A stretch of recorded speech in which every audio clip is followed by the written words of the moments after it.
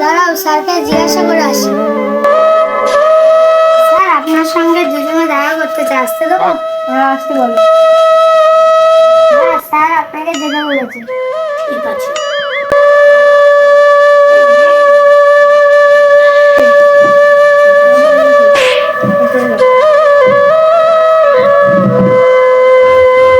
আপনাদের কি হয়েছে?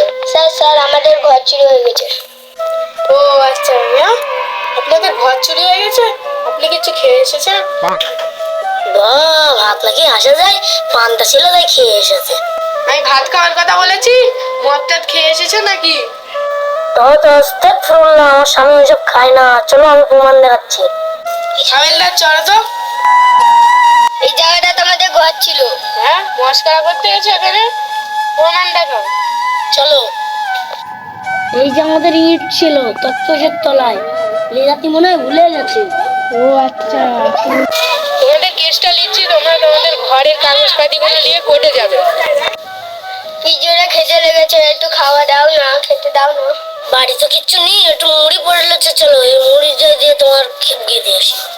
স্যার আপনাদের কোর্টে যেতে বলেছে। Order order order. সাজিদ, আপনার কি বক্তব্য? স্যার আমার ঘর চুরি হয়ে গেছে। আমি কি করে বিশ্বাস করব আপনার ঘর চুরি হয়ে গিয়েছে? আপনি প্রমাণ দেখান। দুজন প্রমাণ আছে। আপনাদের কাছে কি প্রমাণ আছে? স্যার আমাদের কাছে সব প্রমাণ আছে। স্যার আমাদের বাড়িতে কালকে আমরা দাওয়াত খেতে গিয়েছিলাম, আর আজকের গিয়ে দেখছি আর বাড়ি নেই। তো আমি সব প্রমাণ পেয়ে গেছি। তো কালকে তোমার 1,80,000 টাকা দেওয়া হবে সরকারি তরফ থেকে। তুমি ওই 1,80,000 টাকা নিয়ে কালকে ঘর বানাবে। ভিডিওটা যদি ভালো লাগে তাহলে ভিডিওটাকে একটা লাইক করে দিবে, আর পরের পার্টের জন্য ভিডিওটাকে সাবস্ক্রাইব করে রাখুন।